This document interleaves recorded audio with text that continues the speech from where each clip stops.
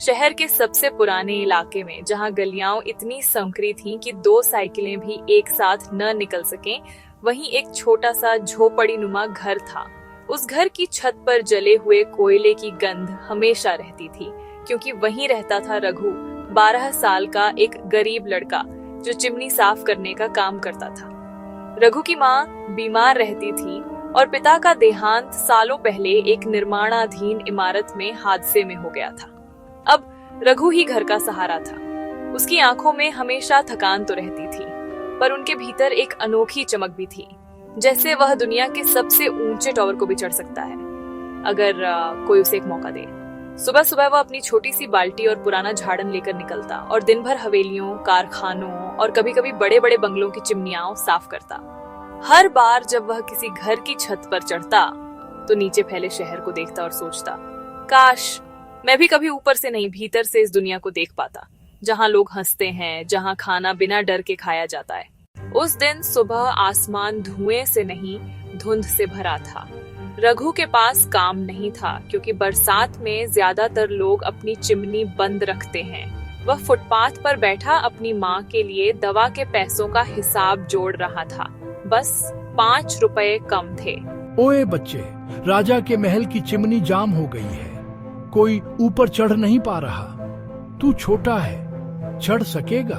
कर दूंगा बाबूजी, बस थोड़ा दूध ले जाने दूं घर को, फिर चलता हूँ।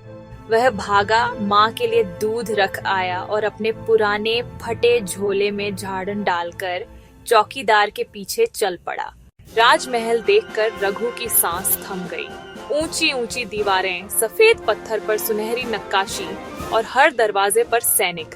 वह पहली बार किसी ऐसे स्थान में जा रहा था जहां उसकी जाति या कपड़ों के कारण लोग घूर सकते थे। पर उसने सोचा, अगर डर गया तो माँ की दवा कैसे लाऊंगा। एक सेवक उसे एक लंबा गलियारा पार कर चिमनी के पास ले गया। वह चिमनी इतनी ऊंची थी कि ऊपर का छेद बस एक बिंदु जैसा दिखता था। कर पाएगा? सेवक ने शक से पूछा। रघु मुस्कुराया।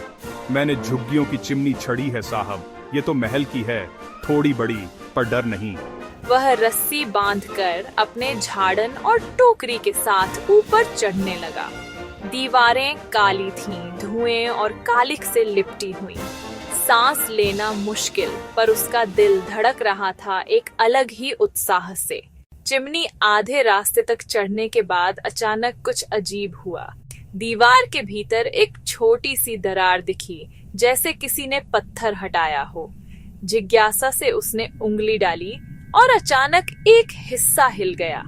एक छोटा दरवाजा खुला और उसके भीतर अंधेरा था। ये क्या है? हिम्मत करके वह उस संकरे रास्ते से भीतर घुस गया। अंदर पत्थर की सीढ़ियां नीचे जाती थीं और दीवारों पर पुराने चित्र बने थे, सैनिक, घोड़े और राजा के चिन्ह। उसका मन डर और उत्सुकता दोनों से भर गया। सीढ़ियां उतरते उतरते वह एक पुराने कमरे में पहुंचा। वहां चारों ओर धूल जमी थी, लेकिन बीच में एक टूटा हुआ संदूक रखा था। उसने धीरे से ढक्कन उठाया। अंदर पुराने कागज, मुहरें और कुछ पुराने सिक्के थे। रघु ने एक मुहर उठाई, उस पर लिखा था राजा नरेश सिंह 8 और 21। वह सोच में पड़ गया, ये तो बहुत पुराने राजा का नाम है। अचानक ऊपर से आवाज आई, कौन है वहाँ नीचे? रघु घबरा गया। वह जल्दी से दरवाजे की ओर भागा, लेकिन बाहर पहले से ही एक आदमी खड़ा था। वह वही सेवक था जिसने उसे चिमनी पर चढ़ने दिया था। तो तूने देख लिया? सेवक ने फुसफुसाकर कहा। देख लिया क्या? रघु हकलाया। सेवक के चेहरे पर डर और गुस्सा दोनों थे। यह जगह किसी को नहीं दिखनी चाहिए थी। यह पुराना राज खजाना है जिसे कुछ लोग गायब करना चाहते हैं। रघु कुछ समझ पाता उससे पहले ही दरवाजा धड़ाम से बंद हो गया। वह अंधेरे में अकेला रह गया। उसका दिल तेजी से धड़क रहा था। वह सोचने लगा, अब क्या करूं? अगर यहाँ फंस गया तो माँ अकेली रह जाएगी। रघु ने दीवार टटोली। कहीं से हल्की हवा आ रही थी, यानी कोई और रास्ता होना चाहिए था। वह रेंगता हुआ उस ओर बढ़ा। दीवार के पीछे एक और सुरंग थी जो ऊपर की ओर जाती थी। वह चढ़ता गया। हाथों में छालें, कपड़ों पर कालिख, पर हिम्मत बनी रही। कुछ ही देर में वह एक जाली के पास पहुंचा। जाली के पार महल का बड़ा दरबार था, जहां राजा, रानी और दरबारी बैठे थे। कोई मामला चल रहा था। वह सुनने लगा, महाराज, पुराने राज खजाने का कोई निशान नहीं मिल रहा। लगता है वह सदा के लिए खो गया। रघु के मन में बिजली सी कौंधी। अगर मैं बताऊं कि मैंने देखा है तो शायद कोई मेरी बात माने, लेकिन फिर डर भी था, अगर वो सेवक मुझे पकड़ ले तो। तभी रानी की आंखों में आंसू छलक आए। वो खजाना मेरे दादा का था, उसमें हमारी विरासत थी, अब उसका कोई पता नहीं। महाराज, मुझे मालूम है वो कहाँ है। तू कौन है और ऊपर से कैसे गिरा? रघु ने सिर झुकाकर कहा, मैं रघु हूँ, चिमनी साफ करने आया था, गलती से भीतर चला गया और वहाँ मुझे एक पुराना संदूक मिला जिस पर आपके दादा का नाम था। दरबार में सन्नाटा छा गया। राजा ने सेवकों को आदेश दिया, ले चलो, दिखाओ कहाँ देखा इसने। रघु ने वही रास्ता दिखाया, चिमनी के भीतर से उस गुप्त द्वार तक। जब संदूक खोला गया तो उसमें सोने के सिक्के, पुरानी मुहरें और एक हस्तलिखित पत्र मिला, जिसमें लिखा था कि असली खजाना सिर्फ धन नहीं बल्कि जनता का विश्वास है। राजा ने धीरे से वह पत्र पढ़ा और आंसू पोंछे। यह पत्र तो मेरे पूर्वज का है, उन्होंने कहा, और इस बच्चे ने आज हमारी खोई विरासत लौटा दी है। बेटा, तूने ये सब किसके लिए किया? मैं तो बस अपनी माँ की दवा के पैसे जुटाने आया था महाराज, पर जब देखा कि कुछ गलत हो रहा है तो डर के बावजूद बताया। जिसने डर के बावजूद सच कहा वही सच्चा नागरिक है। उन्होंने आदेश दिया कि रघु की माँ का इलाज राजवैद्य करेंगे और रघु को राजमहल में पढ़ने की व्यवस्था की जाएगी। रघु की आंखों से आंसू गिर पड़े, इस बार खुशी के।